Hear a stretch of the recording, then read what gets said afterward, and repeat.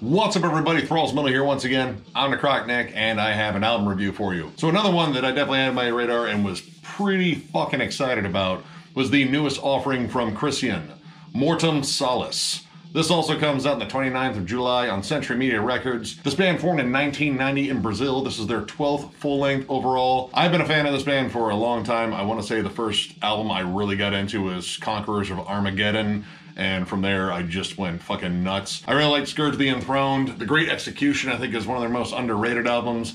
So yeah, this band is incredibly consistent, and they have a very distinct style. This is one of the best three pieces in death metal, period. And they pretty much had the same three guys at the core of this band since their inception. And honestly, with that, you get a lot of great consistency because pretty much across Krisiun's entire back catalog, they have a very particular sound. These guys play fast, thrashy, but brutal death metal. These guys are fucking blast beat fucking champions. This album, like all their albums, I would say moves at what I call Krisiun speed, which is insanely fast. Like, their drummer Max is a fucking machine. Watching him play live, which I've seen Krisiun 3 times live, the dude, I don't know how he still goes. Like, he's the Steve Ashim of like Brazilian death metal, because he is just, again, a machine, a flat-out workhorse, because, I mean, what he does, I think, is pretty damn exhausting, but what this band does in general is just brutal and fucking feral as hell, and they are back to pretty much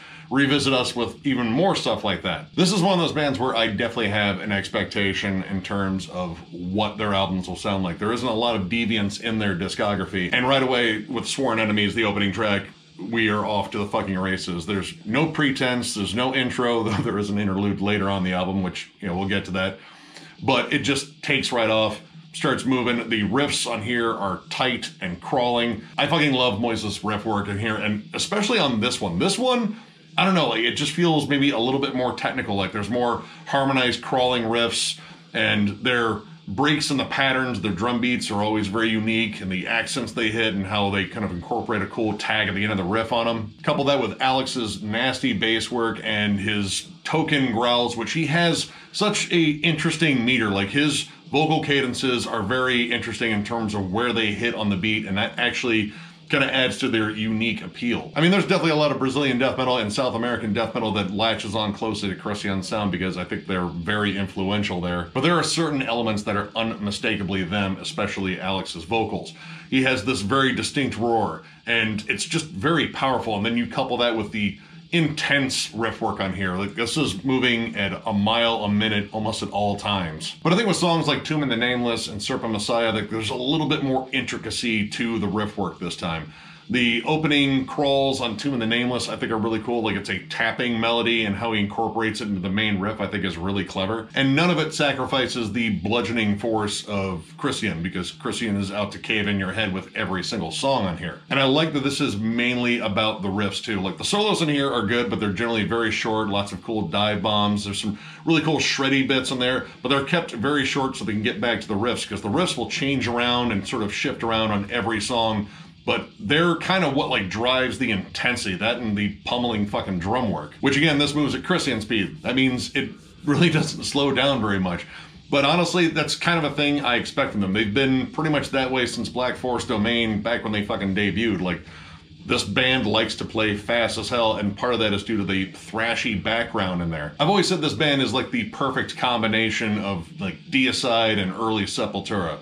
They kind of borrow the fastest aspects of both bands, which both bands can play incredibly fast, but occasionally you get some switch-offs to more thrashy riffs and thrashy rhythms, but a lot of it kind of sticks to, like, those first 3 Deicide albums in terms of just raw speed. Now, a lot of this, I would say, is very familiar territory for Krisiun, but there are some interesting nods in here that I thought were maybe just, like, a little bit different in terms of, like, the overall vibe of it. Necronomical. It kind of opens like a death metal version of, like, a classic heavy metal song, like Ronnie James Dio or the Scorpions. Like, it has that thumping bass that kind of just follows in time with the drums.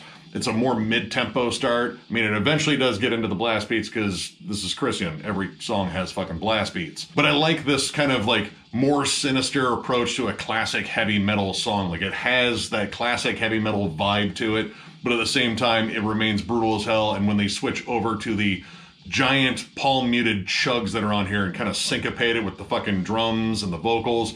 It kind of turns into like a decapitated song, but again, like a little bit of Dio splashed in there. And I don't know, like I really dig that. It kind of showed off like a little bit of like clever writing there, just in terms of like writing a different kind of song in here. I even think the opening into Swords into Flesh is kind of interesting because it kind of sounds like a riff by The Sword, except played at like, you know, death metal intensity. Like it kind of has like that how heavy this axe sort of vibe to it, like in terms of like that opening harmony. But at the same time, it shifts hard into death metal after that, but it repeats that melody. And I don't know, I just thought it was kind of ironic that was like the first band I thought of, but it was literally what I heard. And then I looked at the song title and was like, oh, that makes entirely too much sense right now. I also really liked the more atmospheric touches on here. Like Krisiun, they splash in some atmosphere now and then, but you get a Krisiun album because you want some of the most intense, fast death metal there is.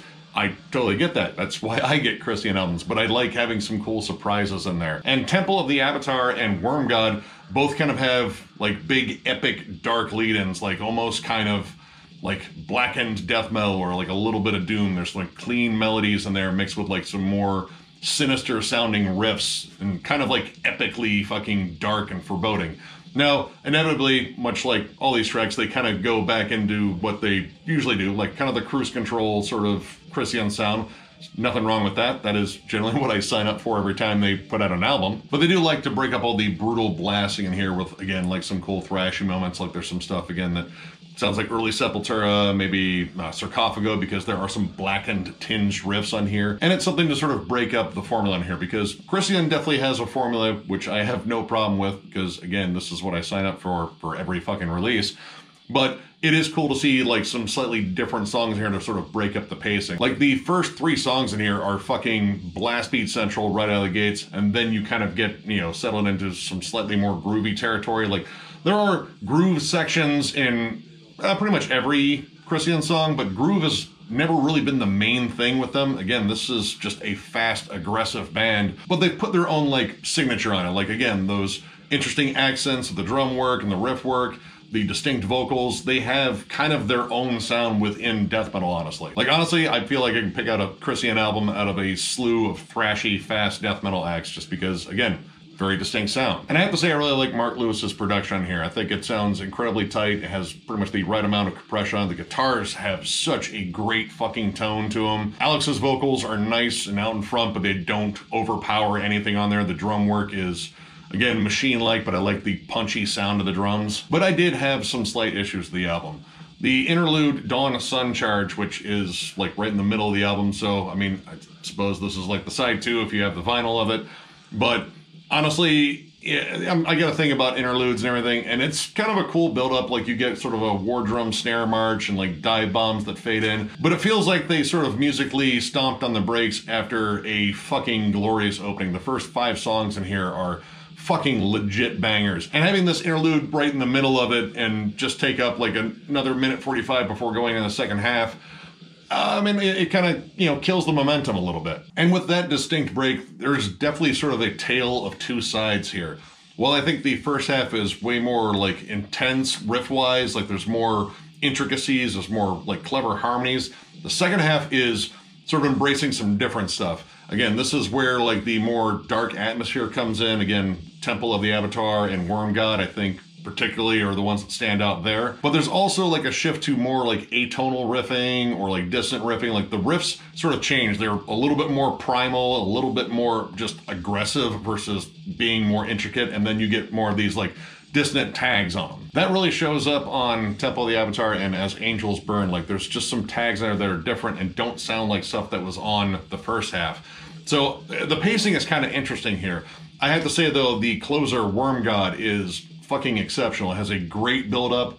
Granted, the middle of the song kind of goes into, again, their familiar territory, because there's definitely a comfort zone for Krisiun, and it moves at like Mach 10, so that's a high-speed comfort zone. But it repeats some really killer riffs and some more like groovy stomps, like kind of like a thrashy bolt thrower with like just this big anthemic, like war-driven fucking vibe to it. I think I've compared bolt thrower to like a tank rolling over you with their fucking awesome riffs. This tank is moving at like 150 miles an hour, which is totally not fucking safe, but Either way, you're fucking done for. And while I love Krisiun's speed and aggression that is a trademark to their sound and their style overall throughout their entire career, there are moments here where they tease like some more groovy material, like some stuff that is like, hey, we can slow down for this entire song we wanted, and it would still be awesome. It would still be intense as hell.